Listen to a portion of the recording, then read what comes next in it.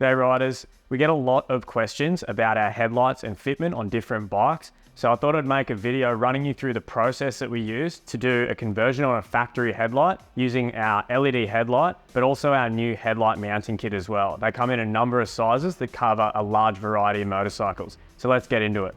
So we've got a Royal Enfield Interceptor 650 here. The whole 650 range, apart from the Super Meteor, have the same setup. And then, you have a lot of similarities between these and the Triumph Bonneville range. So this install video will cover a lot of those bases.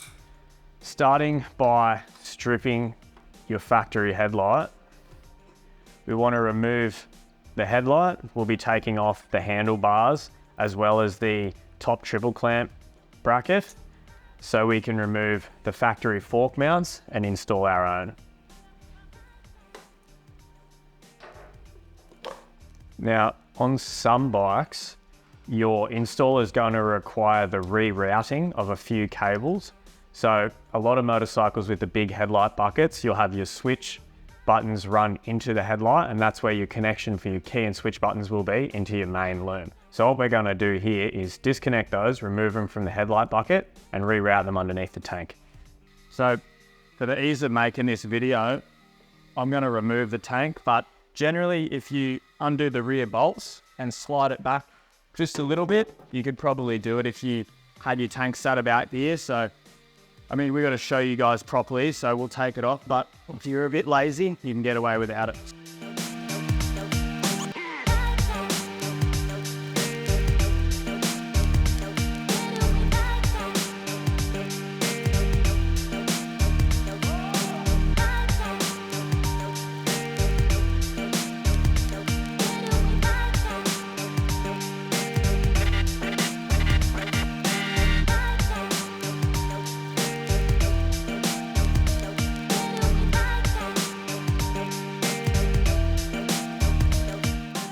So on your Royal Enfield, changing out the factory headlight mounts, you do need to remove your top triple clamp.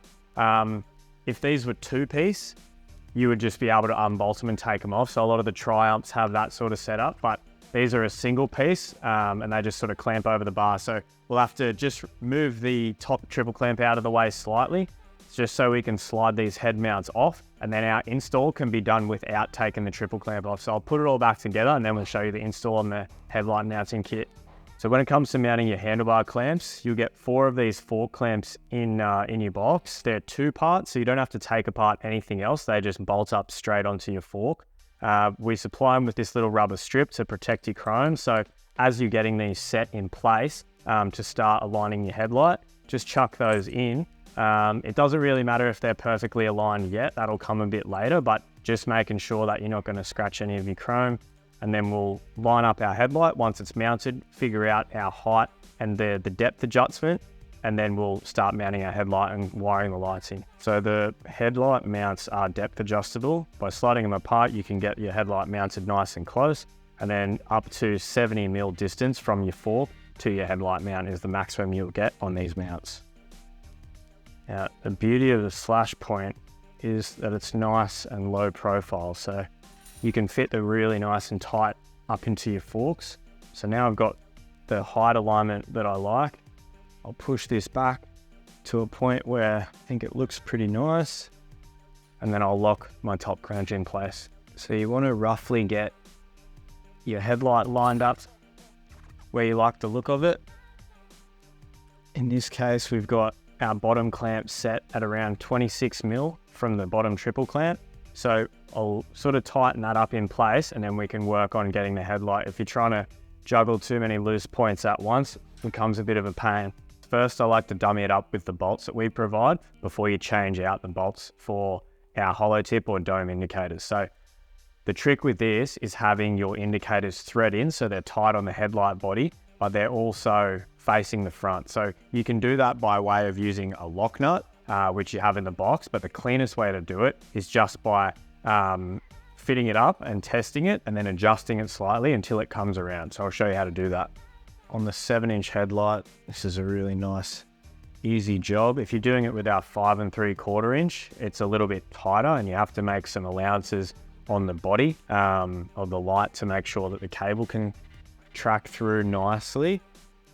But as we thread this in, let's say your headlight ends up being tight at this point, what we would have to do is take a slight bit off of the spacer on your light so this turns around a bit further. But as I tighten that up, that's pretty good. So we've gotten lucky on this one, and as that's tight enough, we're facing the front. So what I'll do is back this out, and just be careful that you're not putting too much pressure on the cable, because these are LED lights. The cables are quite small and you don't want to have them getting damaged or anything like that. So I'll back this off, and that's going to be easy enough. So all I'll do now is put a bit of thread lock on this indicator and then thread it back in, and that'll be our headlight mounted up. We've recently added a bit of length to our headlight lead, so if you want to run it all the way back and connect underneath your tank,